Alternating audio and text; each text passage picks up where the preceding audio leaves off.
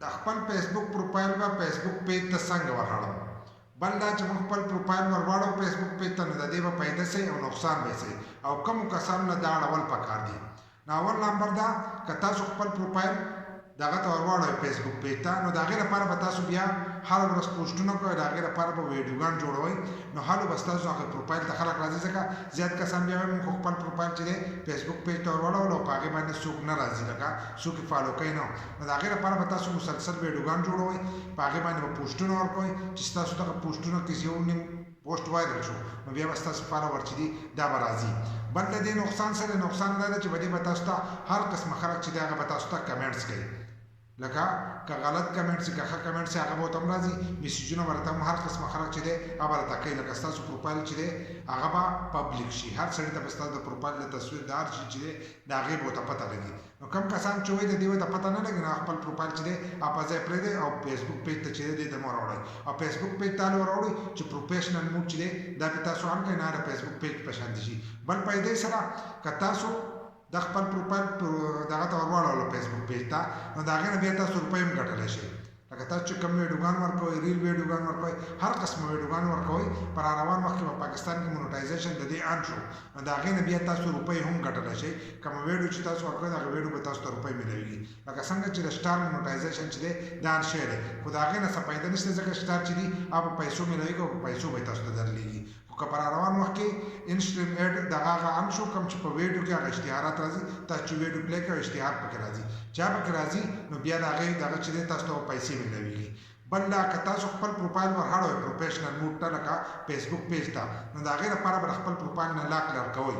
لکه تاسو چې کوم لاک لګولی نو هغه لاک به دې ختموئ. که هغه لاک موجود وي نو ستاسو په پروفایل باندې چې دی پروفیشنل موډ چې دی دا به نه شو کېږي. نو زه موبایل سکرین ته دغه طریقه زده کوم چې دا پروفایل چې دی دا فیسبوک پیج ته څنګه ورغوړي. موبایل سکرین ته رالو، موږ خپل فیسبوک کولو کړی، دغه شانې به تاسو خپل فیسبوک کولو کوئ، په هغې کې به لاړ شئ خپل پروفایل ته. چې څنګه خپل پروفایل ته رالی، نو دلته کې به تاسو ته له پاسه د ایډیټ پروفایل په خوا کې به تاسو ته ښکارېږي 3 ټاکي، نو دغه 3 ټاکي به تاسو ووایئ، نو تاسو ته به را روان مخ چې دی دا به داسې کولو شي. چې څنګه دا کولو شو، نو په دې کې به لاندې تاسو ته د آپشن ښکارېږي ټرن آن پروفیشنل موډ، دی چې لاندې لیکلی دی، نو دا به تاسو ته راشي. که تاسو ته نه راځي نو ستاسو په پروفایل باندې چې دی په هغې باندې به لاک موجود وي، نو لاک پتې ختم کړئ، بیا به دا آپشن چې دی دا به تاسو ته شو کېږي. که لاک په موجود وي نو بیا تاسو ته دا آپشن چې دی دا نشي شو کېدلی، لکه دا ټرن آن پروفیشنل موډ چې دی دا به تاسو ته نه شو کېږي، ځکه اکثر بیا ځینې کسان وایي دا نه شو کېږي. نو دا به د ځان سره ووهئ دغه شانتې. چې څنګه یو دا داسې ووالو، نو دلته کې تاسو به دې مخ ته راشئ. په دې مخ کې به یې دلته کې تاسو ته لیکلي چې دا کله تاسو دې پروفیشنل موډ ته ورواړولو، نو د دې نه تاسو روپۍ هم ګټلی شئ، لکه ستاسو دا پروفایل چې دی دا هم مونټایز کېږي مو. دغه شانتې تاسو د خپلو پوسټونو دغه هم معلومولی شي، دا پوسټ څومره کسانو وکتلو، څومره پې لایک راغلل، څومره مې کمنټس راغلل، ټول هر څه چې دي هغه هم تاسو ته شو کېږي. بل ستاسو په پروفایل باندې به فالوور شو کېږي، ستاسو په پروفایل کې چې څه دي هغه به ټول نور کسان کتی شي. نو که دغه تاسو ته منظور نو تاسو به دا ودي پټ او سپین لیکل چې دي دا به ووایئ، نو تاسو ته به دا مخ چې دی دا به کولو شي. نو په دې مخ کې اوس موږ ځینې سټیپونه چې دي هغه نه دي مکمل کړي، لکه موږ کور پټ هم نه دی ور اچولی او بایو چې ده هغه هم نه دی لیکلي. نو که هغه کې تاسو لیکئ نو د دې ځای کې نه ایډ کولی په کوم شی، لکه دا کور او هر سره چې به کور واچول نو ستاسو پروفایل چې دی دا به مکمل شي.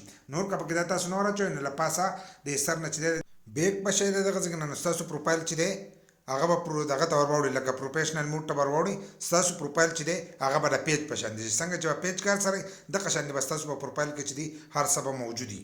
لکه سره تاسو خپل پروفایل فیسبوک پیج ته راوړئ شئ، پروفیشنل موډ چې دی تاسو کې کله آن کړو نو ستاسو پروفایل چې دی هغه د فیسبوک پیج په شان شي. تاسو چې کوم پوسټونه څه ورکوئ نو په هغې به خلکو ته فالوور شو کېږي، تاسو به خلک فالو کوئ.